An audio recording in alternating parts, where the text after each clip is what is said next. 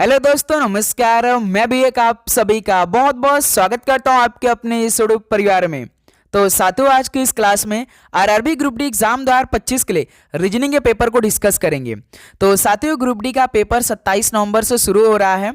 तो इस बार paper section wise होने वाला है। सबसे पहले जब आपका कंप्यूटर पर पेपर ओपन होगा तो रीजनिंग के 25 क्वेश्चन ओपन होंगे। उसके बाद 25 क्वेश्चन मैथ के ओपन होंगे। तीसरे सेक्शन में 30 क्वेश्चन रीजनिंग के ओपन होने वाले हैं। तो सबसे अधिक रीजनिंग के ही 30 क्वेश्चन आने वाले हैं। तो साथियों, 2 दिन पहले ही क्यों ना हम 30 क्वेश्चन में से 20 क्वेश्चन आज ही तैयार कर लें। तो जिनका पेपर 27 या 28 नवंबर के होने वाले हैं, तो आज की इस क्लास को कंप्लीट कर लीजिएगा। यदि आपको रीजनिंग में कुछ नहीं आ रहा है तो इस क्लास को कंप्लीट कर लीजिए। इस पेपर को एक बार जरूर हल कर लीजिए। आप 20 क्वेश्चन में से लगभग 25 क्वेश्चन आज के इस क्लास में तैयार करने वाले, क्योंकि एक टाइप के क्वेश्चन दो बार रिपीट हो रहे हैं इस बार ग्रुप डी के पेपर में। तो इस क्लास के 20 क्वेश्चन तैयार करिए। 20 क्वेश्चन से लगभग 25 क्वेश्चन आपको देखने को मिलेगा, जो इस बार रेलवे ग्रुप डी के हर शिफ्ट में सवाल आने वाले हैं। तो साथियों, इस क्लास में वेरी वेरी इंपॉर्टेंट 20 क्वेश्चन को डिस्कस करने जा रहे हैं। टारगेट आप 20 क्वेश्चन में से 20 क्वेश्चन रखिएगा। यहाँ पे आप देख सकते हैं कि सभी शिफ्टों में आएगा यही प्रश्न। जितने भी रेलवे के सवाल पूछे जाएंगे, जिस भाषा में, जिस लैंग्वेज में, जिस लॉजिक से पूछे जाएंगे, आज के इस क्लास में हम रीजनिंग के उसी पेपर को हल करने जा रहे हैं। तो एक एक क्वेश्चन अपने पेपर से पहले इन सभी प्रश्नों को तैयार करिए।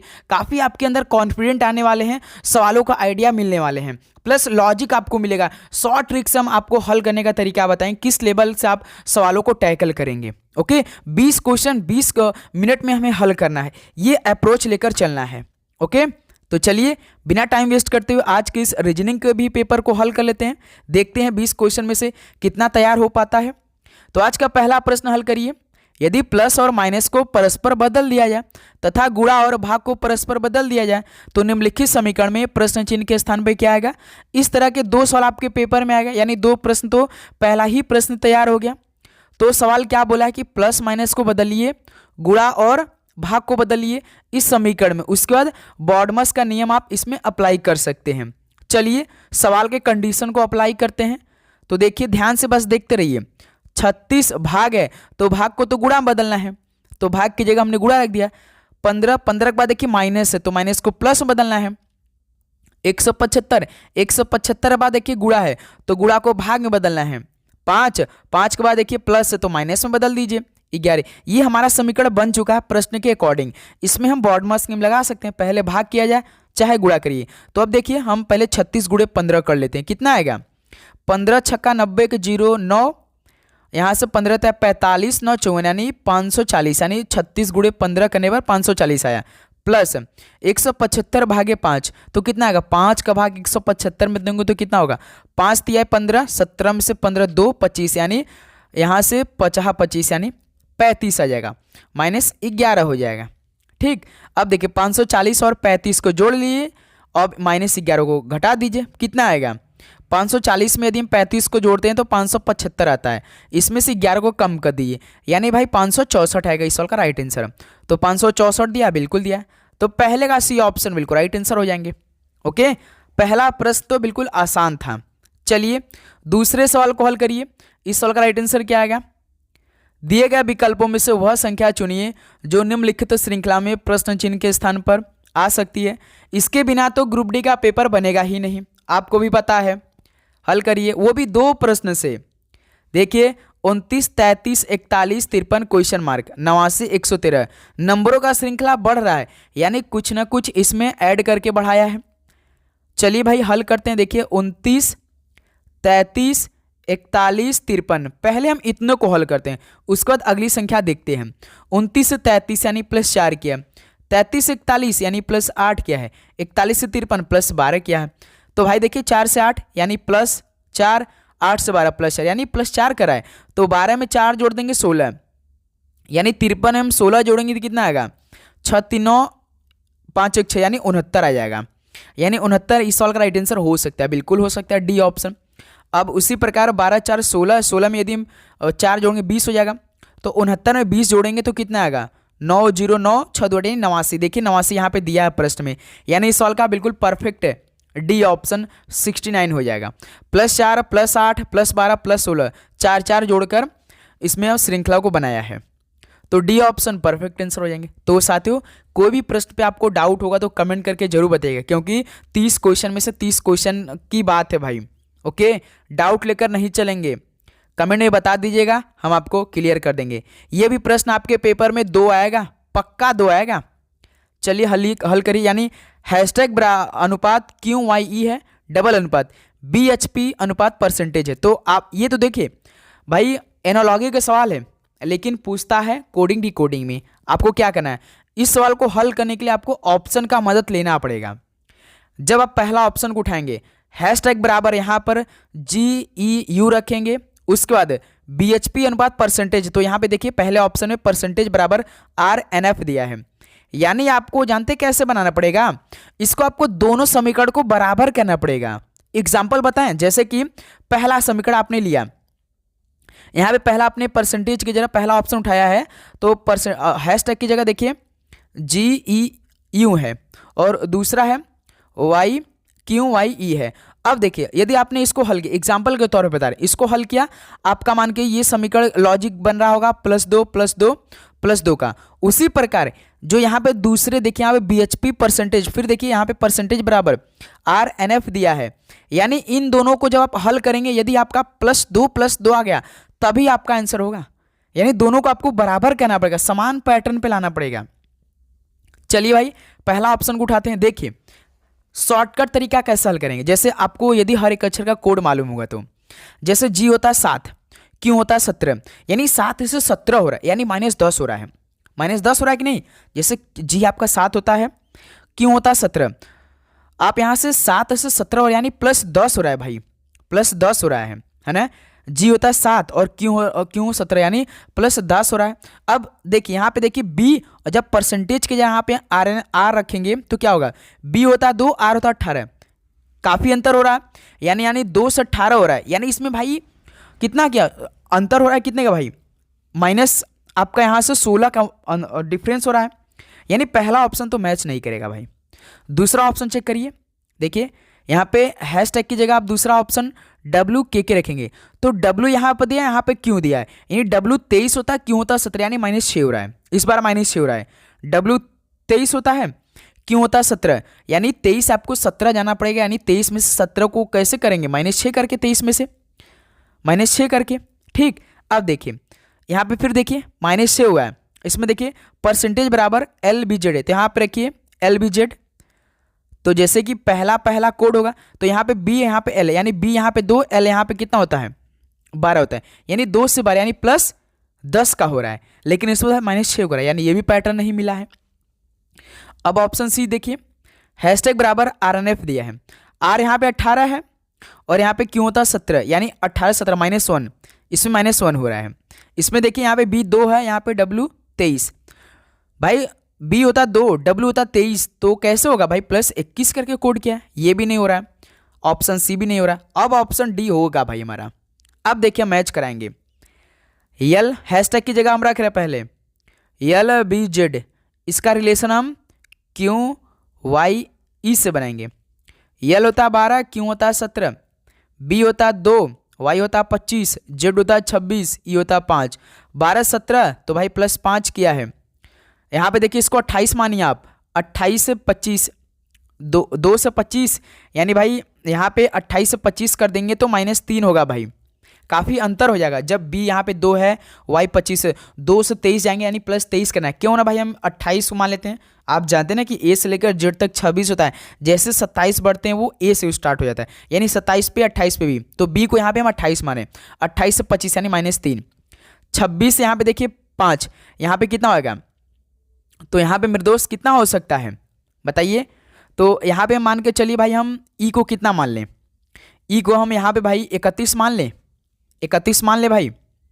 E को यदि हम 31 मान लेंगे तभी तो भाई 26 में हम 5 जोड़ेंगे तो 31 हो जाएगा। कैसे सर आपने E को 31 मान लिया, 27 पे, 28 पे B, 29 पे C, 30 पे D, 31 पे, यानी E को यहाँ पे 31 हमने माना है। देखिए +5 -3 +5, ये पैटर्न लगा है इसमें। ओके, अब देखिए सेकंड वालों को भी चेक करते हैं, यानी परसेंटेज की जगह रखते हैं भाई GEU रखते हैं, BHP रिलेशन बनाते हैं। देखिए BHP, इसका रिलेशन हमें GEU ई यू से बनाएंगे। बी होता 2, जी होता 7। देखिए इसमें +5 मिला, उसमें भी +5 था। एच होता 8, ई होता 5। देखिए भाई इसमें कितना हुआ, -3 हुआ कि नहीं, उसमें भी -3 हुआ था बीच में। देखिए पी होता 16, यू होता 21। देखिए 16 5 21 हो गया कि नहीं, +5 -3 +5, यानी सवाल का डी ऑप्शन परफेक्ट आंसर हो गए। ओके भाई, ऐसे सवाल आपको हल करना है पेपर में, बस चेक करना है भाई, पहला अक्षर चेक करना है दोनों का। जैसे हमने पहला चेक किया, देखिए यहाँ पे जी होता 7, क्यों होता 17, यानी 7 से 17 जाएंगे, यानी +10 करेंगे। फिर इसमें देखिए बी, यहाँ पे आर, यानी बी आर का कोड बनाएंगे। बी होता 2, आर होता 18, यानी इसमें तो भाई बी यानी 2 से 18 यानी +16 हो रहा है। पहले में तो +10, इसमें +18, यानी मैच नहीं हुआ भाई, दोनों समान मिल गया, यानी +10 हो गया। तो समझिए वो कुछ हद तक आपका आंसर मिल सकता है उससे। ओके, याद रखिएगा। चलिए दोस्त, अगला सवाल कॉल करिएगा, क्वेश्चन नंबर 4 को। दी गई श्रृंखला में प्रश्न चिन्ह के स्थान पर क्या आना चाहिए? 401, 400, 397, 392, 385। तो सर जी ये भी काफ़ी जी सॉल्व होने वाला है। 400, 400, 401 से 400, फिर 397, 392, 385। ठीक, 401 से 400 यानी -1, 400 से 397 यानी -3, 397 से 392 यानी -5, 392 से 385 यानी -7, -1, -3, -5, -7, यानी अगली संख्या -9 हो जाएगी। 385 में से -9 करिए, कितना आएगा? 15 में से 9 कटेगा 6, यानी इकाई अंक 6 होना, यानी 376 हो जाएगा। तो इस सवाल का बी ऑप्शन, इस सवाल का मेरे दोस्त बी ऑप्शन बिल्कुल परफेक्ट आंसर हो जाएगा। 385 में से 9 को घटाइए, 376 रह जाएगा। समझ में आप सभी को? भाई इस बार ना ऐसा क्यों लग रहा है कि ये सवाल आपके पेपर में आ जाएगा? क्योंकि कई बार ये सवाल पूछ दिया गया रेलवे के एग्जामों में, हर एक रेलवे एग्जाम में 2025 में जितने भी रेलवे एग्जाम हुए हैं। ओके, चलिए क्वेश्चन नंबर 5 कॉल करिए। कबीश अपनी कक्षा में शीर्ष से 38वें स्थान पर तथा नीचे से 15वें स्थान पर है, तो उसकी कक्षा में कितने विद्यार्थी हैं? तो सर जी जब शीर्ष से और नीचे से पूछे तो दोनों को जोड़ दीजिए। 38 + 15 कितना होगा? 5 8 13, 3 1 4 1 5 यानी 53, और इसमें से घटा दीजिए, आपका आंसर हो जाएगा। यानी कबीश की कक्षा में कितने विद्यार्थी हैं? तो 52 विद्यार्थी हैं। तो इस सवाल का बी ऑप्शन बिल्कुल राइट आंसर हो जाएंगे। ओके, समझ में आया? 5 का बी ऑप्शन परफेक्ट आंसर हो जाएंगे। चलिए दोस्त, अगला सवाल कॉल करिएगा, क्वेश्चन नंबर 6। इस सवाल को जरा हल करिए। निम्नलिखित संख्या और प्रतीक श्रृंखला का संदर्भ लीजिए और उसके बाद दिए गए प्रश्नों का उत्तर दीजिए। ये बायां पक्ष इतना, नंबर, प्रतीक और श्रृंखला, तो यहाँ पे इतना दिया है दायां से। तो इसमें मेन आपका सवाल क्या पूछा है? ऐसी कितनी संख्याएं हैं जिनमें से प्रत्येक के ठीक पहले एक प्रतीक है और ठीक बाद में एक अन्य संख्या है? यानी आपको वो संख्या देखना है। चलिए एग्जाम्पल आपको एक दे रहे हैं, जैसे कि कोई संख्या 4 है, किस पैटर्न पे आपको देखना है? यानी कोई संख्या 4 है, इसके ठीक पहले एक प्रतीक, यानी कोई प्रतीक मान के चलिए परसेंटेज है, प्रतीक है, और इस संख्या के पहले एक प्रतीक और ठीक बाद में एक अन्य संख्या, यानी कोई संख्या माने 3। यानी इस पैटर्न पे आपको चेक करना है भाई, इस सीरीज में आपको देखना है यही सेम पैटर्न। देखिए कितने ऐसे भाई संख्या मिल रहा है जिसके पहले एक प्रतीक और उसके ठीक बाद एक नंबर मिल रहा है। चलिए भाई नंबर को खोजा जाए, ध्यान से आंख खोल कर देखिए। यहाँ पे एक संख्या 4 है, इसके पहले एक प्रतीक नहीं है। यहाँ पे एक संख्या है 6, इसके पहले एक प्रतीक नहीं, 4 नंबर है। फिर देखिए यहाँ पे एंड आपका एक प्रतीक है। अब देखिए यहाँ पे 8 एक तो है भाई नंबर, लेकिन उसके पहले एक प्रतीक एंड है, लेकिन उसके ठीक बाद देखिए यहाँ पे डॉलर का, ये तो प्रतीक हो गया, ये नहीं होगा। फिर 7 देखिए यहाँ पे 7 के ठीक पहले डॉलर का प्रतीक है, उसके पहले देखिए बाद में देखिए यहाँ पे एंड भी भाई ये क्या दे दिया आपका, एक प्रतीक दे दिया। ये नहीं पैटर्न हमें देखना है। ये देखिए हो सकता है एंड 39 होगा। कैसे? देखिए 3 आपका नंबर है, इसके पहले एक एंड का निशान है और उसके बाद एक 9, यानी 3 के पहले एक प्रतीक और ठीक बाद में एक नंबर है, यानी 1 मिल चुका भाई, जो सवाल हमसे पूछा था जिस पैटर्न पे। अब देखिए फिर 9 को चेक करिए, 9 के पहले 3 संख्या है भाई, हमें प्रतीक चाहिए, ये नहीं होगा। अब यहाँ पर देखिए ये भी हो सकता है 46 वाला, देखिए ये हो सकता है 4 के ठीक पहले एक परसेंटेज प्रतीक हो गया और उसके ठीक बाद एक नंबर 6 हो गया, यानी 2 ऐसे मिल गया भाई, है ना भाई? अच्छा हुआ। फिर उसके बाद 6 देखिए, 6 के पहले 4 प्रतीक चाहिए, नंबर नहीं चाहिए। फिर देखिए कोई और मिल रहा है भाई? नहीं, कोई और नहीं मिल रहा है भाई, यानी इस सवाल का 2 ही आंसर मिल रहा है भाई। तो इस सवाल का सी ऑप्शन परफेक्ट आंसर हो जाएंगे। ऐसे 2 ही संख्या मिल रहे हैं जिनके पहले एक प्रतीक है और ठीक बाद में एक अन्य संख्या। तो एंड 39 और परसेंटेज 46, दो ऐसे मिले भाई संख्या। ओके, चलिए दोस्त अगला सॉल्व कॉल करिएगा क्वेश्चन नंबर 7 को। निम्नलिखित में से कौन सा अक्षर समूह दी गई श्रृंखला में प्रश्न चिन्ह के स्थान पर आएगा?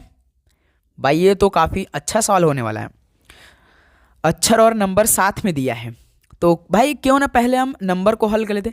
जब आपके पेपर में अक्षर और नंबर साथ में दे तो सबसे पहले नंबर को हल करिए। लगभग आपका 80% सवाल वहीं पे हल हो जाता है। देखिए 31 से 40 यानी +9 किया है, 40 से 49 यानी +9 इसमें भी क्या है, 49 से 58 इसमें भी +9 किया। तो भाई जाहिर सी बात है हम इस 58 में +9 कर दिए तो कितना होगा, 58 में 9 जोड़िए 67 हो जाएगा।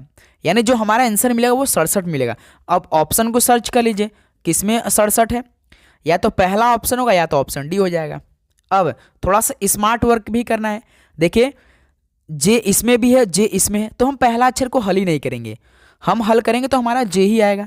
तो क्या हम टाइम वेस्ट करेंगे? नहीं करेंगे। हम डायरेक्ट दूसरे अक्षर को चेक कर लेते हैं, या तो यन आ जाएगा या तो यम आ जाएगा, हमारा आंसर मिल जाएगा। हमने नंबर को हल किया भाई 67 आ गया है। यदि हम दूसरे अक्षर को हल कर लेते इसी में, या हमारा यम आ जाएगा या तो यन आ जाएगा, हमारा वही आंसर हो जाएगा जे वाले में, वो भी 67 वाले में, नंबर वाले में। चलिए भाई दूसरा अक्षर को देख लेते हैं। क्यों यहाँ पर दूसरा अक्षर है? इसमें पी है, इसमें ओ है, इसमें यन है। अब इनका कोड कर दीजिए। क्यों होता है 17, पी होता है 16, ओ होता है 15, यन होता है 14। घट गया भाई -1। देखिए -1 -1 -1, तो 14 में से -1 कर देंगे 13, 13 पे कौन यम। तो जे एम देखिए किस ऑप्शन में, 67 वाले में, डी ऑप्शन राइट आंसर हो जाएंगे। समझ में आया? स्मार्ट वर्क करना है पेपर में, तभी 30 में से 30 होगा भाई। समय नहीं मिलने वाला, 90 मिनट में 100 क्वेश्चन करना है, 25 क्वेश्चन मैथ भी है, 30 क्वेश्चन रीजनिंग है। इसी लेवल के क्वेश्चन मिलेंगे पेपर में। ओके, क्वेश्चन नंबर 8 कॉल करिए। एक निश्चित कूट भाषा में फ्यूज को 35-17 के रूप में लिखा जाता है, सिंह को 24-58 के रूप में कूटबद्ध किया गया है। दी गई कूट भाषा में यस के लिए कूट क्या होगा? तो दोस्त मेरे जैसे कि फ्यूज है, फ्यूज में 4 अक्षर है तो 4 अलग कोड किया है। 35-17 हर एक अक्षर के लिए हर एक अलग कोड किया है। उसके बाद सिंह SING, सिंह में 4 अक्षर है तो इसके लिए 4 अलग कोड किया है। 24-58 तो पूछा क्या यस, तो यस आपसे अभी से पूछ दिया, तो दोनों में कॉमन चेक कर लीजिए। फ्यूज में देखिए यस है और सिंह में भी यस, यानी दोनों में यस कॉमन मिल गया। तो इसका मतलब दोनों में कोड में भी कोई ना कोई नंबर कॉमन मिल जाएगा। तो 5 देखिए मिल रहा है, यानी यस का कोड क्या हो जाएगा, 5 हो जाएगा। तो इस सवाल का डी ऑप्शन परफेक्ट आंसर हो जाएंगे। ओके, समझ में आप सभी को? जब भाई सिंगल आप सभी पूछे तो पहले कॉमन चेक करिए, कॉमन मिल गया तो उनका जो कोड होगा ना उसमें भी आपको कॉमन मिल जाएगा। जैसे इसमें फ्यूज में यस मिल गया, सिंह में यस मिल गया, तो उसी प्रकार दोनों में जो कोड है 35-17 24-58। और देखिए कोई नंबर आपको कॉमन नहीं मिलेगा, केवल 5 कॉमन मिलेगा। चेक भी कर सकते हैं आप लोग। अगला सॉल्व कॉल करिएगा क्वेश्चन नंबर 9 को। उस त्रिक का चयन कीजिए जो नीचे दिए गए 2 त्रिकों के समान पैटर्न का अनुसरण करता है। दोनों त्रिक समान पैटर्न का अनुसरण करते हैं, यानी भाई इन दोनों का पहले पैटर्न आपको चेक करना है। ये किस पैटर्न पे सवाल बने हैं उसी के आधार पर इन ऑप्शन में आपको देखना पड़ेगा, है ना भाई? यही सवाल कहने का मतलब है। चलिए देख लेते हैं भाई कि F M H O Q, है ना भाई? तो ध्यान से आप देखिए भाई कि एफ का रिलेशन एम एच से, एम एच से ओ क्यू से है। तो क्यों ना साथी हम ऐसे करते हैं, जैसे देखिए कि एफ है, इसका रिलेशन एम एच है, एम एच है, ओ क्यू है। यदि आपको हर एक अक्षर का कोड होगा तो आप बता सकते हैं। जैसे देखिए के से एम, एम से ओ, के होता है 11, एम होता है 13, ओ होता है 15, यानी 11 से 13 + 2, 13 से 15 यानी +2। पहले वाले में तो +2 है। अब दूसरे को हल करिए। देखिए यप होता है 6, यच होता है 8, क्यों होता है 17, यप 60। देखिए यप से यच यानी यप होता है 6, यच से 8, यानी इसमें +2 है। लेकिन उसके बाद देखिए यच से डायरेक्ट क्यू बना दिया है, यानी 8 17 यानी +9 किया है। भाई पहले में तो +2 किया है, +2 किया है, लेकिन जब हमने दूसरे अक्षर को चेक किया तो +2 पहले में किया, लेकिन दूसरे वाले में भाई डायरेक्ट +9 को ऐड करके कोड किया है ना भाई? दूसरे को चेक करते हैं हम। जैसे दूसरा यही क्या सेम पैटर्न है। देखिए ID, इसका रिलेशन KF, इसका रिलेशन EMO। देखिए I होता 9, I से K यानी +2 इसमें क्या है आपको याद होगा, तो I 9 होता है, K होता है 11, EM होता है 13। देखिए पहले वाले में तो भाई +2 कर रहा है। फिर देखिए D होता है 4, यप होता 6, देखिए दूसरे वाले को 4 से 6 यानी +2 किया है भाई। फिर देखिए यप होता 6, ओ होता 15, तो देखिए इस बार इसमें भी +9 कर दिया है ना भाई। अब तो हमें आइडिया मिल चुका है, +2 करा, लेकिन दूसरे वाले अक्षर में दूसरे में +9 करके कोड किया है। चलिए यही सेम पैटर्न चेक करते हैं।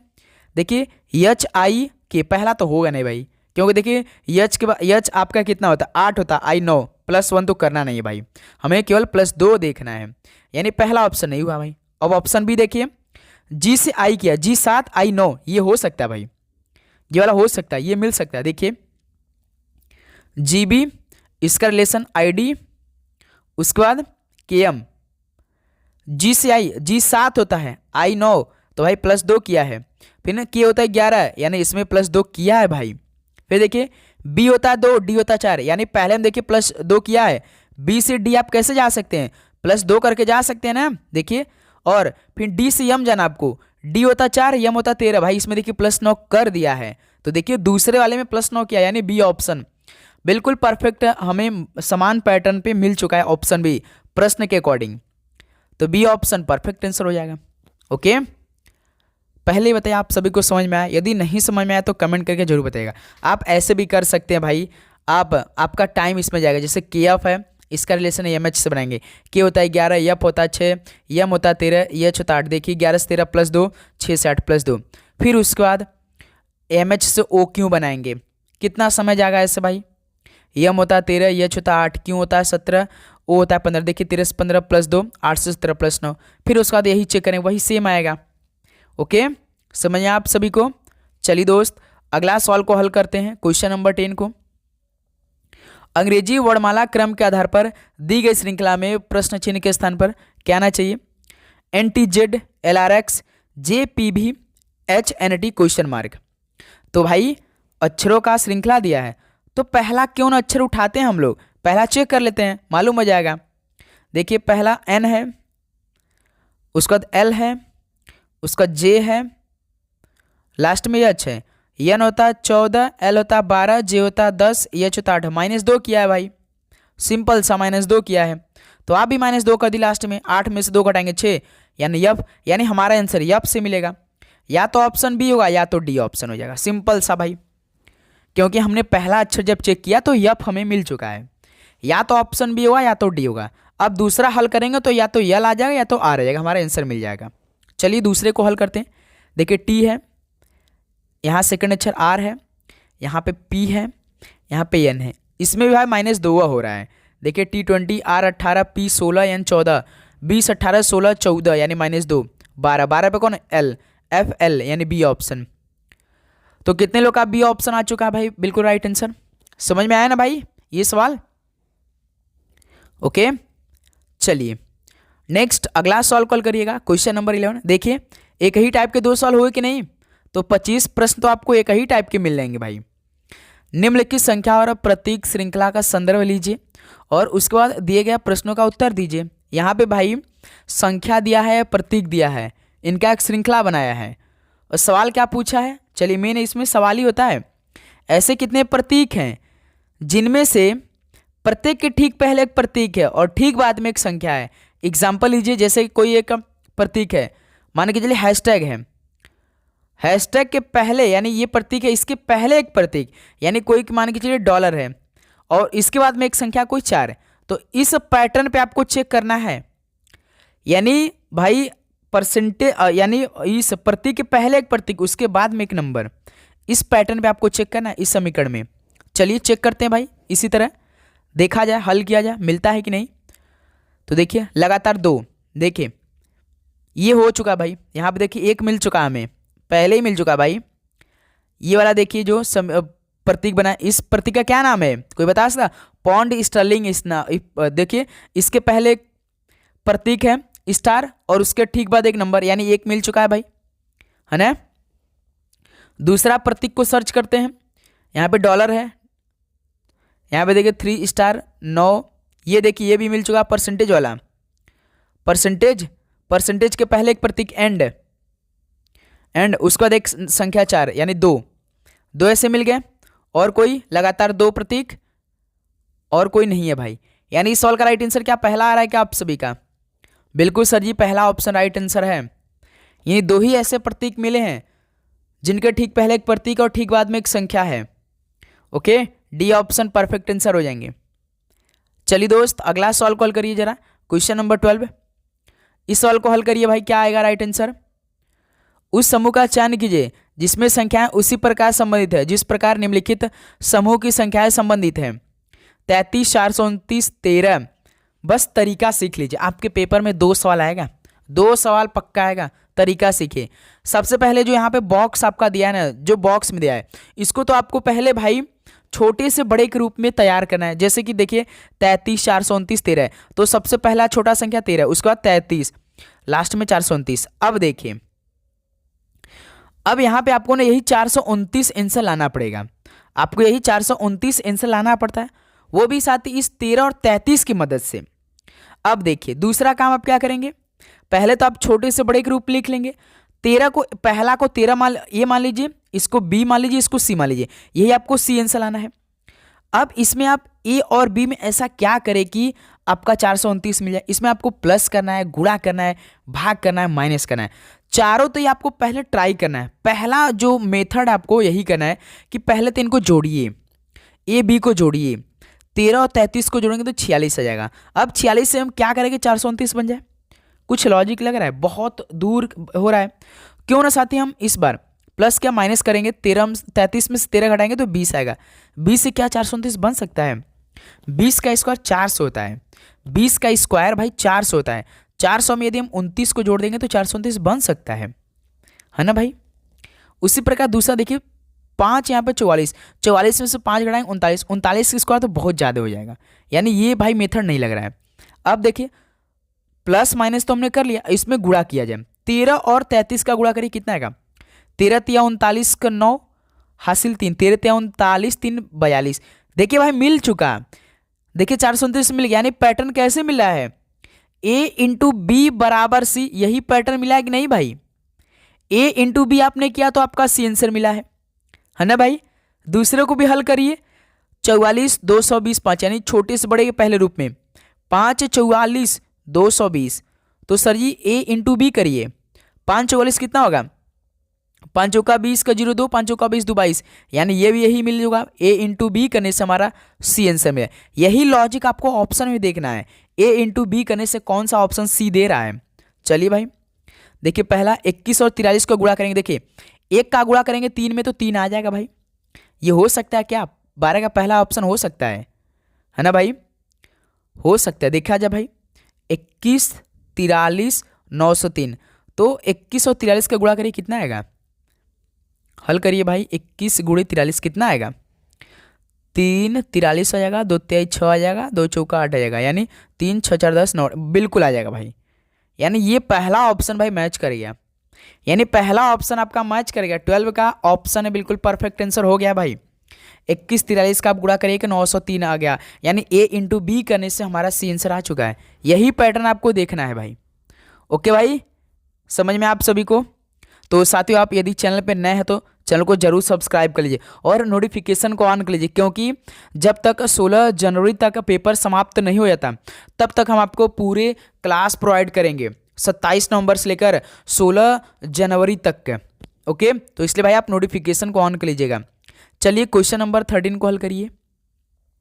यदि संख्या 56, 73, 128 में प्रत्येक विषम अंक में 1 जोड़ा जाए तथा प्रत्येक सम अंक में से 2 घटाया जाए तो इस प्रकार बनी नई संख्या में बाएं से तीसरे अंक तथा दाएं से दूसरे अंक के मध्य का अंतर क्या होगा, यानी घटा देना। चलिए भाई देखिए नंबर क्या दिया है, 56, 73, 128। सवाल क्या देगी, प्रत्येक विषम अंक में 1 जोड़ना है, यानी विषम अंक में 1 जोड़ना है और सम अंक में से 2 घटाना है, यानी सम अंक में से 2 घटा देना है। विषम अंक में 1 जोड़ना है भाई, विषम अंक में 1 जोड़ना है, सम अंक में से 2 घटा देना है, यानी 2 सम है 2 घटाइए, 8 सम है 2 घटा दीजिए, नया संख्या बनेगा 5 1 6, 6 में से 2 घटाएंगे 4, 7 1 8, 3 1 4, 1 1 2, 2 में से 2 घटाएंगे 0, 8 में से 2 घटाएंगे 6, यानी हमारी नई संख्या बन के तैयार हो चुका है प्रश्न के हिसाब से। अब देखिए सवाल क्या पूछा है, इस प्रकार बनी नई संख्या में बाएं से तीसरा, यानी इधर से लेफ्ट साइड से तीसरा संख्या 8 है तथा दाएं से दूसरा यानी राइट साइड से दूसरा अंक, यानी 0 है दूसरा अंक राइट साइड से इधर से, इनके मध्य का अंतर क्या होगा, यानी इनका अंतर निकाल दिया, 8 में से 0 घटाएंगे 8 ही होगा। यानी इस सवाल का राइट आंसर पहला ऑप्शन हो जाएगा। सिंपल सवाल था भाई। तो कितने लोग का ऑप्शन आ चुका है मेरे हल करने से पहले, बताइए ईमानदारी के साथ। ओके, 13 का ऑप्शन है बिल्कुल राइट आंसर हो जाएंगे। इस प्रकार सवाल को हल करना है आप सभी को। चलिए दोस्त, अगला सवाल को हल करिए जरा, क्वेश्चन नंबर 14। एक ये भी सवाल आपके पेपर में है, एक नंबर का देगा, एक अक्षर का पूछ देगा, सिंगल वाला। जैसे देखिए, एक निश्चित कोड भाषा में हाउ आर यू को JPZLRC के रूप में कोडबद्ध किया गया और आर दे कमिंग को JLQNBT के रूप में कोडबद्ध किया गया है। तो दी गई भाषा में आर को कैसे कोडबद्ध किया जाएगा। तो सिंगल देखिए आर पूछा, तो सबसे पहले हम कॉमन चेक कर लेंगे भाई। तुरंत हमारे दिमागों में यही क्लिक होना चाहिए कि जब सिंगल पूछे तो कॉमन चेक करना है। आर देखिए हाउ आर यू में आर है भाई, और आर दे कमिंग, दोनों में आर सीधे सीधे है, देखिए दोनों में कॉमन मिल गया आर। इसका मतलब कि इन दोनों के कोड में भी कोई ना कोई कॉमन मिल हो रहा होगा। तो क्या मिल, ZL मिल रहा है, देखिए ZL यहाँ पर है, ZL यहाँ पर है, यानी आर का कोड क्या होगा, ZL हो जाएगा। तो कितने लोग का भाई बी ऑप्शन परफेक्ट आंसर है, बताइए। समझ में आप सभी को, तरीका बस सीखिएगा भाई। भाई 30 मिनट में आपको 30 क्वेश्चन को हल करना है, ठीक है। चलिए अगला सवाल कॉल करिए, क्वेश्चन नंबर 15 को। अंग्रेजी वर्णमाला क्रम के आधार पर निम्नलिखित 4 अक्षर समूह युग्मों में से 3 एक निश्चित तरीके समान है और इस प्रकार एक ग्रुप बनाते हैं, तो कौन सा अक्षर समूह युग्म ग्रुप से अलग है। यानी भाई 3 तो एक ग्रुप बना रहे हैं, यानी किसी न किसी रूप से समान है, किसी भी पैटर्न पे समान होंगे, लेकिन एक अलग वही अलग। आप बताइए कौन सा है, हल करिए। जैसे CGLP, तो पहला ऑप्शन को हम हल कर लेते हैं भाई। CG, इसका रिलेशन LP, G होता है 7, P होता है 16, C होता है 3, L होता है 12। 3 से 12 यानी +9 किया है, 7 से 16 +9। भाई पहला तो +9 किया है ना, ध्यान से सोच के रखिएगा। पहला ऑप्शन +9 करके कोड किया है। दूसरा MOKM, दूसरा ऑप्शन को हम हल कर रहे हैं ध्यान से। MO का रिलेशन KM से है। O होता है 15, M होता है 13, M होता है 13, K होता है 11। भाई इस बार देखिए 13 से 11, इसमें तो -2 कर दिया, 15 से 13 इसमें भी -2 कर दिया, यानी दूसरे वाले ऑप्शन में तो भाई -2 करके कोड किया है। भाई पहले में तो +9 किया था, लेकिन दूसरे वाले में तो -2 कर दिया। चलिए ऑप्शन सी को भी हल कर लेते हैं, देखते हैं क्या यही पैटर्न है। QS, इसका रिलेशन OQ है। देखिए यस होता है 19, Q होता है 17, Q होता है 17, O होता है 15, यानी 17 से 15 -2, 19 17 -2। भाई यानी हमारा पहला ऑप्शन राइट आंसर हो सकता है, क्योंकि इसमें भाई +9 हुआ था, लेकिन इन दोनों में तो भाई माइनस माइनस हो रहे हैं, इन दोनों -2। अब ऑप्शन डी को भी चेक कर लेते हैं। यस यू क्यू यस को, क्या यही है -2? यस यू क्यू यस, देखिए यू आपका 21, यस 19, तो भाई इसमें देखिए -2 हो चुका है। यस होता 19, क्यों होता 17, इसमें -2 हो चुका है। यानी भाई ये तीनों आपस में ग्रुप बना रहे हैं, ऑप्शन बी, ऑप्शन सी और ऑप्शन डी, लेकिन ये अलग ग्रुप बना रहा है +9 का। तो यही हमारा पहला ऑप्शन क्या हो जाएगा, राइट आंसर हो जाएंगे। ओके, ऐसे हल करना है भाई आप सभी को। चलिए दोस्त अगला सवाल को हल करिए, क्वेश्चन नंबर 16। इस सवाल को जरा हल करिए भाई, इस सवाल का राइट आंसर क्या आएगा? इस सवाल को आपको हल करना है मेरे दोस्त, बताइए इस सवाल का राइट आंसर क्या आएगा? MNOPY और Z एक ही इमारत के 6 अलग अलग तलों पर रहते हैं। इमारत में सबसे निचले तल का क्रमांक 1 है, उसके ऊपर के तल का क्रमांक 2 है और इसी प्रकार सबसे ऊपरी तल का क्रमांक 6 है। N के ऊपर केवल M रहता है, Z जो है N के ठीक नीचे रहता है, O के नीचे केवल P रहता है। तो तल क्रमांक पर कौन रहता है? यानी भाई तल क्रमांक यानी कौन से तल, यानी तीसरे तल पर, तीसरे तल का क्रमांक आप सभी से पूछा, तीसरे तल पे क्रमांक पर कौन रहता है? चलिए हल करते, तीसरे तल पर कौन रहता है ये आप सभी से पूछा है सवाल। इसमें भाई टाइपिंग नहीं हुआ, लेकिन तीसरा का पूछा था शायद। ओके, हल करिए। देखिए जैसे कि 2 2 4 2 6 तल्ला का एक मकान है, चलिए 6 तल्ला हम बना लेते हैं। 1 2, ध्यान से देखिए बस आप लोग, 3 4 5, एक यहाँ पे 6 बना लेते हैं, ठीक, एक यहाँ पे हम बढ़ा लेते हैं, 6 तल्ला बनाते हैं। सवाल क्या पूछा कि इमारत में सबसे निचले तल का क्रमांक 1 है, यानी सबसे पहला जो क्रमांक है वो 1 नंबर है, और ऊपर के तल का क्रमांक 2 है, यानी इसके ऊपर का क्रमांक 2 है। इस प्रकार सबसे ऊपरी तल का क्रमांक 6 है, यानी भाई ऐसे हो रहा है 3 4 5, ये 6 तल्ला हो गए, है ना। अब देखिए सभी अक्षर को बैठा लेते हैं। क्या पूछा है, यन के ऊपर केवल एम रहता है, यानी एन के ऊपर केवल यम है भाई, याद रखिएगा। यानी यन को यदि हम यहाँ बैठाएंगे तभी तो यन के ऊपर केवल यम बैठ रहा है, उसके ऊपर कोई आना नहीं चाहिए। ठीक, एक लाइन पूरा हो गया। जेड जो है यन के ठीक नीचे रहता है, यानी यन के ठीक नीचे जेड है और कोई नहीं है, यानी भाई यन को हम कहाँ बैठा सकते हैं भाई, जेड यहाँ बैठा सकते हैं, तभी तो भाई यन के ठीक नीचे रहता है जेड, यानी यन के ठीक नीचे जेड। देखिए यन तो ऑलरेडी बैठा था, उसके ठीक नीचे जेड ऑलरेडी बैठ चुका है। फिर आगे बढ़ाया, देखिए ओ के नीचे केवल पी रहता है, ओ के नीचे केवल पी रहता है, यानी ओ के यदि हम यहाँ बैठाते तभी तो साथी नीचे पी आएगा, केवल पी रहेगा ओ के नीचे। ठीक, तल क्रमांक पर कौन है, यानी 3 पे, यानी देखिए कौन अक्षर नहीं बैठा अभी तक, यम एन बैठ चुका है, ओ पी क्यों नहीं बैठा, यानी तीसरा पे देखिए कोई अभी बैठा नहीं है, तो क्यों बैठा तीसरे पर, यानी यही हमारा राइट आंसर हो जाएगा। भाई क्यों तो दिया ही नहीं भाई, एम एन जेड ओ क्यों, यानी क्यों भाई, वाई भाई क्यों तो है ही नहीं, वाई नहीं भाई, वाई वाई, वही तो सोच रहे भाई, क्यों तो है ही नहीं इसमें। देखिए M N O P Y Z, भाई एम एन बैठ चुका है, ओ बैठ चुका है, पी बैठ चुका है, जेड भी है, लेकिन देखिए तल नंबर तीसरे पर वाई नहीं बैठा था, तो यही क्या हो जाएगा। सवाल हमसे पूछा था, हमने आपसे स्टार्टिंग बताया था कि तीसरे क्रमांक पर कौन रहता है, तो तीसरे तल पर कौन है, वाई रहता है, यानी सी ऑप्शन राइट आंसर हो जाएंगे। ओके, समझ में आप सभी को कि नहीं भाई, ऐसे सवाल हल होने वाला है। एक बार फिर से समझा दे आपको, बताइए। चलिए एक बार फिर से आपको समझा देते हैं, ध्यान से देखिए। जैसे भाई एक इमारत है, एक इमारत है, 1 2 3 4 5 6, 6 इमारत है। सवाल देखिए क्या पूछा कि जैसे कि 1 number 2 number 3 number 4 number 5 number 6 number, इस तरह से दिया है सवाल। ठीक, अब देखिए अक्षर को आपको केवल बैठाना है, यन के ऊपर केवल एम रहता है, यन के ऊपर केवल यम रहता है, यानी यन को जब हम यहाँ बैठाएंगे तभी तो भाई केवल यम ही रहेगा यन के ऊपर। फिर देखिए दूसरा लाइन पढ़िए, जेड जो है वो यन के ठीक नीचे रहता है, यानी यन के ठीक नीचे जेड है, तो यन बैठा इसके नीचे, ठीक है जेड हो जाएगा। एक लाइन ये भी पूरा हो गया। फिर देखिए ओ के नीचे केवल पी रहता है, यानी ओ के नीचे केवल पी बैठेगा और कोई नहीं बैठेगा, यानी भाई ओ को यदि हम दूसरे क्रमांक में बैठाएंगे तभी तो नीचे पी आएगा भाई, वही ओ के नीचे केवल पी बैठेगा।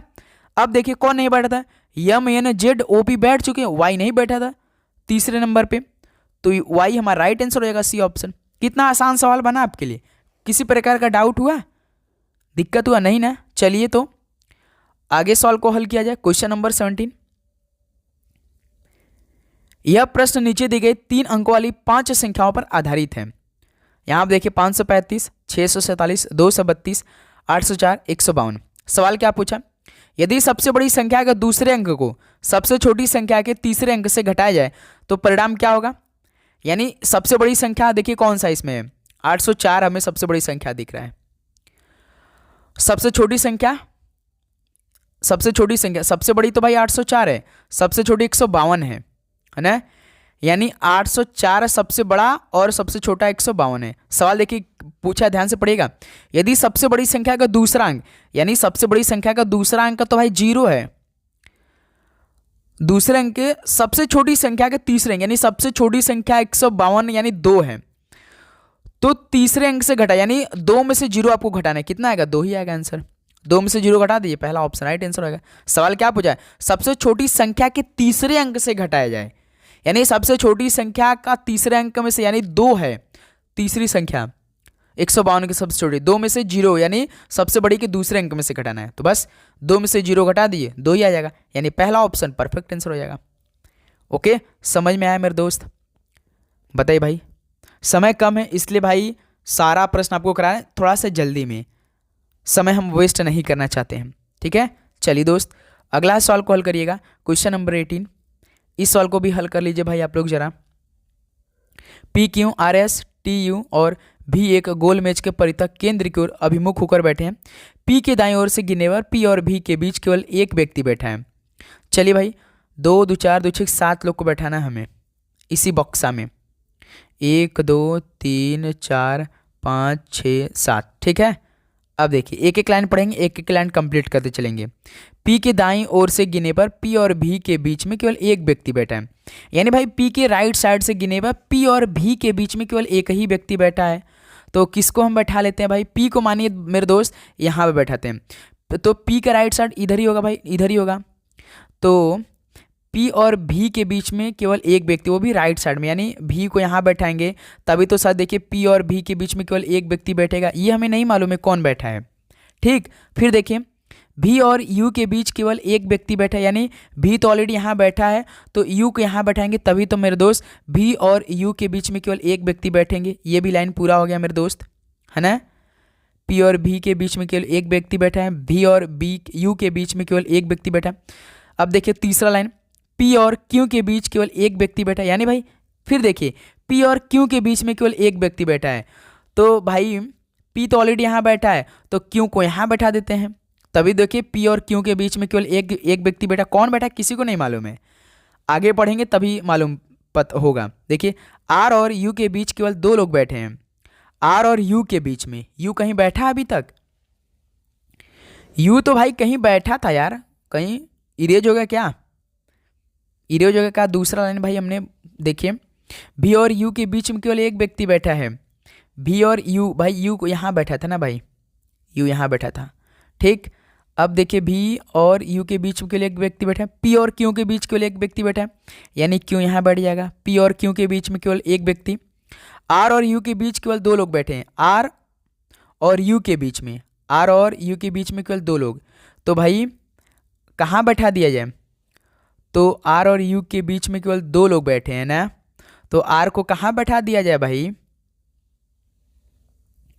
तो आर और यू के बीच में, आर और यू के बीच में यदि हम भाई आर को यहाँ बैठा दें तो देखिए यहाँ पे भी बैठा, यहाँ पे कोई और बैठ जाएगा, है ना। तभी तो देखिए दो लोग बैठेंगे, यू यहाँ पे आर यहाँ पे, तो इन दोनों के बीच में कोई दो व्यक्ति बैठ चुका है। यहाँ पे देखिए भी बैठा है, एक अभी खाली है। अब देखिए अगला लाइन पढ़ी तब मालूम है क्या कौन बैठेगा। टी और क्यू के बीच में केवल एक व्यक्ति बैठा है। टी और क्यू के बीच में, यानी टी यहाँ बैठ जाएगा। अब देखिए टी और क्यू के बीच में देखिए केवल एक व्यक्ति यू बैठा है यहाँ पे, ये भी लाइन पूरा हो गया। तो अब देखिए एक खाली बैठा था, कौन नहीं बैठा अभी तक? पी बैठ जाएगा, क्यू आर, यस नहीं बैठा, तो यहाँ देखिए यस को यहाँ बैठा दिया जाए। सवाल क्या पूछा? यस के बाईं ओर से गिने पर यस और पी के बीच में कितने व्यक्ति हैं? भाई यस यहाँ बैठा, इसके लेफ्ट हैंड देखना है, यानी ऐसे आपको चेक करना है, इधर ही लेफ्ट हैंड होगा ना भाई।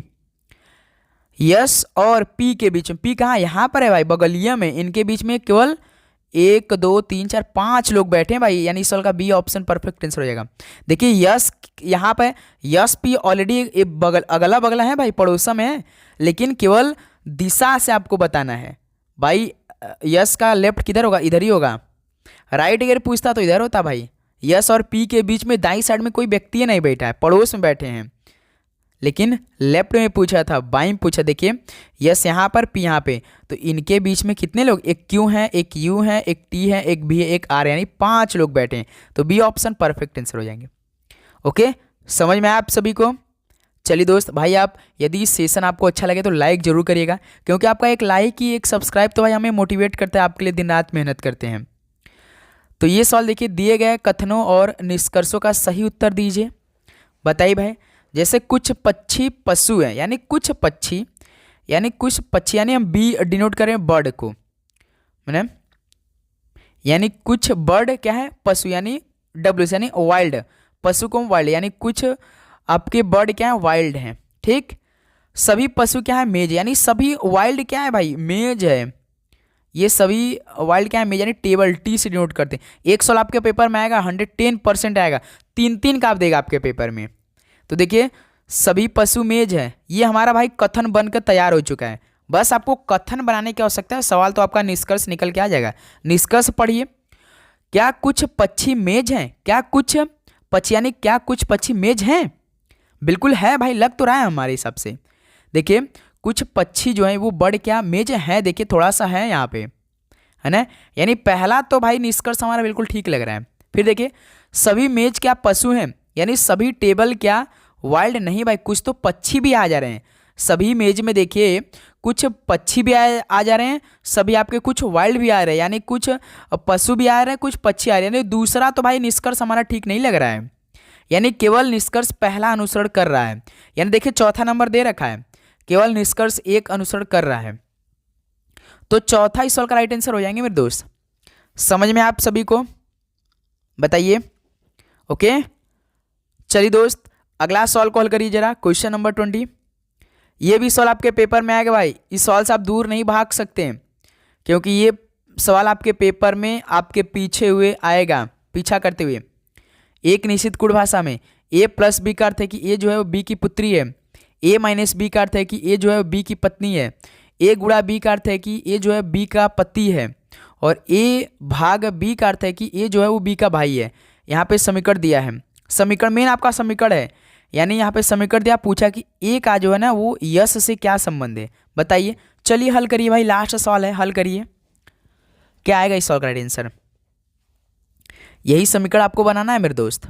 देखिए बस आपने इस सवाल को कैसे हल करेंगे, बस प्लस माइनस गुणा भाग का मतलब देखना है इस प्रश्न में, और कुछ नहीं चेक करना है। देखिए ए और ई, पहले ए प्लस ई का रिलेशन बनाएंगे, यानी प्लस देखिए सवाल में क्या दिया है, प्लस का मतलब कि ए जो है वो बी की पुत्री, यानी ई की पुत्री कौन हो जाएगी? ए हो जाएगी भाई, यानी ई की पुत्री ए हो जाएगी। ठीक, एक लाइन पूरा हुआ।